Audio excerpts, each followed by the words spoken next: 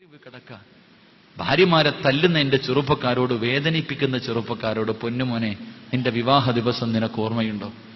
നിന്റെ വിവാഹ ദിവസം നാട്ടുകാരെ മുഴുവനും വിളിച്ചുകൂട്ടി പള്ളിയിലെ കാളിയാര് നിന്റെ പ്രിയപ്പെട്ട ഭാര്യയുടെ വാപ്പ നിന്റെ കയ്യിൽ പിടിച്ചിട്ട് പറഞ്ഞു തന്ന ഒരു രംഗം നിനക്ക് ഓർമ്മയുണ്ടോ? എന്തേ പറയണത്? പള്ളിയിലെ ഖത്തീബ് ഉസ്താദ് പിടിച്ചിട്ട് വാപ്പയുടെയും ചെറുപ്പക്കാരന്റെ വിവാഹ പയ്യന്റെയും കയ്യിൽ ഇങ്ങനെ മുറുകെ പിടിച്ചിട്ട് പറഞ്ഞു തരും, ഉസവ്വിജുക അലാ മാ അമറല്ലാഹു തആല ബിഹി മിൻ ഇംസാകിൻ ബിമഅറൂഫിൻ ഔ തസ്രീഹിൻ ബിഇഹ്സാൻ. അതിന്റെ അർത്ഥം അറിഞ്ഞിരുന്നെങ്കിൽ ഒരിക്കലും ഈ പാവപ്പെട്ടവളെ നീ തല്ലൂല. അതിന്റെ അർത്ഥം അറിഞ്ഞിരുന്നെങ്കിൽ നിന്റെ പ്രിയപ്പെട്ട ഭാര്യയുടെ മുഖത്തടിക്കാ അവളുടെ മുമ്പിൽ നിനക്കൊന്ന് കൈപൊക്കാനുള്ള ധൈര്യമുണ്ടാകില്ല. എന്തേ പറഞ്ഞു തരുന്നത്? നിന്റെ പ്രിയപ്പെട്ട ഭാര്യയുടെ വാപ്പ നിന്റെ കയ്യിൽ പിടിച്ചിട്ട് പറയുന്ന, പൊന്നുമോനെ, 18 കൊല്ലം ഈ പാവപ്പെട്ടവളെ ഞാൻ നല്ലപോലെ വളർത്തി. എന്നെ കൊണ്ട് കഴിയുന്ന രീതിയിൽ 18, 19, 20 വർഷക്കാലം പൊല്ലുപോലെ ഞാൻ ഈ പോളെ നോക്കിയടാ ചെറുപ്പക്കാരാ. പൊന്നുമോനെ, നിന്റെ കയ്യിലേക്ക് നീ തരുന്ന മഹറിന് പകരം ഞാൻ നിന്റെ കയ്യിലേക്ക് വെച്ചു തരികയാണ്. ചെറുപ്പക്കാരാ, എന്റെ പൊന്നുമോൾക്ക് എന്തെങ്കിലും തെറ്റ് വന്നു പോയാ, എന്റെ പൊന്നുമോൾക്ക് എന്തെങ്കിലും ഒരു ന്യൂനത വന്നു പോയാ, പൊന്നുമോനെ നീ ക്ഷമിക്കണേ, എന്നിട്ട് അവക്ക് നീ തിരുത്തി കൊടുക്കണേ.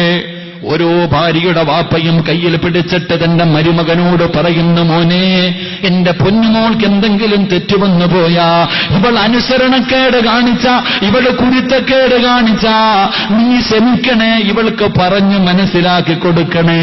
അല്ലാതെ എന്റെ പൊന്നുമോളെ തല്ലല്ലേ. നിനക്ക് സുഖിച്ച് സുഖിച്ച് അവസാനം ഇവളെ വേണ്ടെന്ന് തോന്നുമ്പോ ഇവളെ നീ കെട്ടിത്തൂക്കല്ലേ, അടുക്കളക്കകത്തിട്ട് ചവിട്ടിത്തേക്കല്ലേ.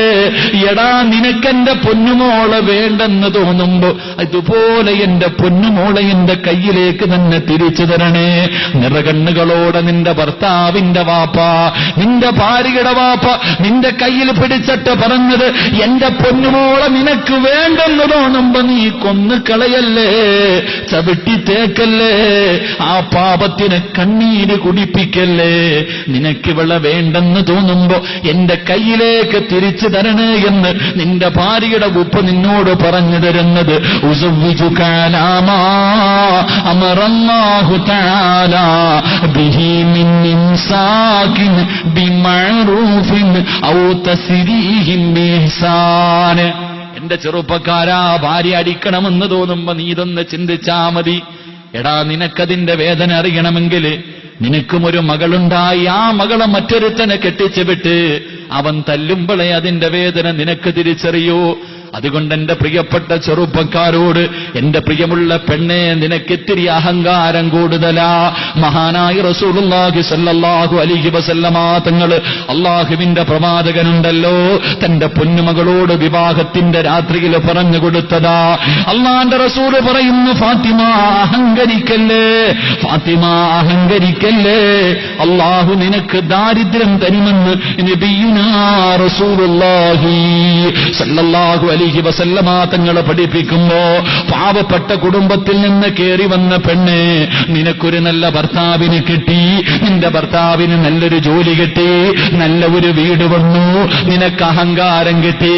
ഇന്ന് പ്രവാസികൾ മുഴുവനും വല്ലാത്ത കണ്ണീരിലാ. കാരണമെന്തേ? ഗൾഫുകാരന്റെ ഭാര്യ മണ്ണാർക്കാടിനെ വിറപ്പിച്ചുകൊണ്ട് നടക്കുകയല്ലേ. അവള് തറയിലല്ലോ. പെണ്ണെ, അള്ളാന്റെ റസൂല് പറയുന്നു, നീ അഹങ്കരിച്ച അള്ളാഹു നിനക്ക് ദാരിദ്ര്യം തരികയാ. എന്റെ പ്രിയപ്പെട്ട പെണ്ണെ, ഭർത്താവിന്റെ അനുവാദമില്ലാതെ നിന്റെ വീടിന്റെ വെളിയിലേക്ക് ഇറങ്ങില്ലേ. നിന്റെ വീടിന്റെ വെളിയിലേക്ക് ഭർത്താവിന്റെ അനുവാദമില്ലാതെ നീ ഇറങ്ങിയ ഈ പ്രപഞ്ചത്തിലുള്ള സർവ്വ വസ്തുക്കളും നിനക്കെതിരെ ദുആ ചെയ്യുമെന്ന് നബിയുനാ റസൂലുള്ളാഹി സല്ലല്ലാഹു അലൈഹി വസല്ലമ തങ്ങളെ പഠിപ്പിക്കുന്നു. എന്റെ പ്രിയപ്പെട്ട പെണ്ണുങ്ങളെ, സഹോദരിമാരെ, അഹങ്കാരം കുറയ്ക്കുമോളെ. നിസ്കരിച്ചോ, ഖുർആൻ ഓതിക്കോ, ദിക്റുകൾ പറഞ്ഞോ, സലാത്തുകൾ പറഞ്ഞ് ഒരു മുസ്ലിം പെണ്ണിനെ പോലെ ജീവിക്ക്. ഇല്ലെങ്കിൽ അല്ലാഹ് നിനക്ക് താങ്ങാൻ കഴിയാത്ത വേദന തരും പൊന്നുമോളെ. ഗൾഫിൽ കിടക്കുന്ന ഭർത്താവ്